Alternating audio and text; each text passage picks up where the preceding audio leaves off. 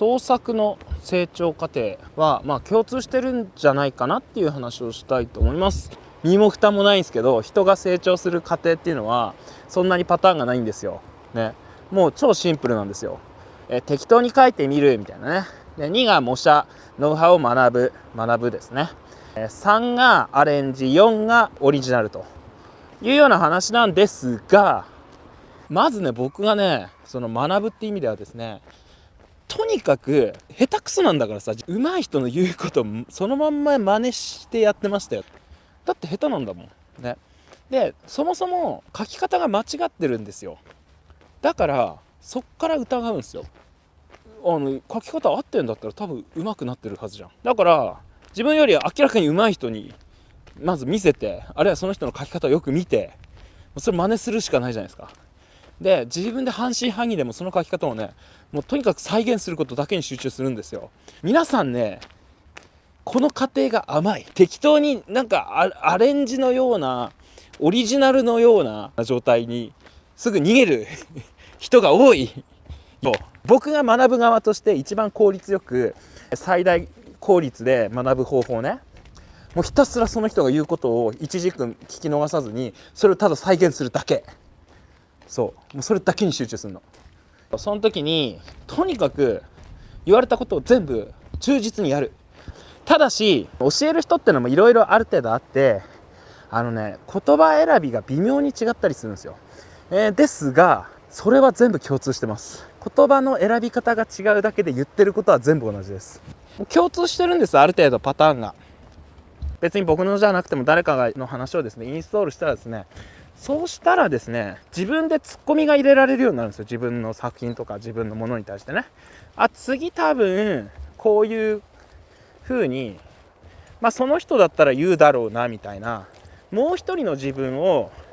飼うことができるんですね、自分の中でね。そうするとね、結構強いんですよ。そうすると自分で修正できるようになるんですよ、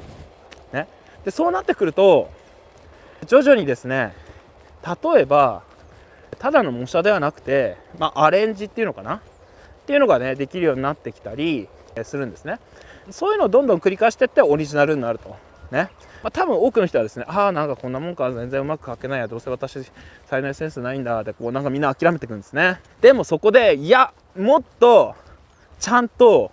作りたい、ちゃんとうまくやりたいっていう時にですね、身も蓋もないんですけど、やっぱりプロのものをですねそのまま一回模写してください。例えば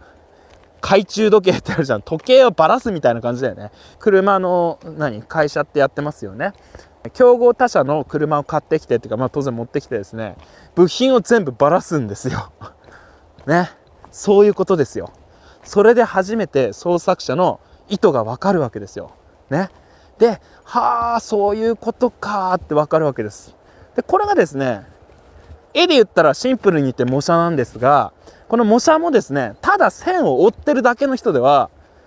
なんか違うわけで、外側から見てるだけなんです。そうじゃなくて、一旦ですね、服とか無視して全身の素体はどうなってるんだろうかっていう土台の部分を見たりとか、全体のシルエットってどうなってんだろうかっていうんで、シルエットをですねざっくりと切り取ったりとか、そういうような表の部分ではない構造ですね、構造の部分を分析する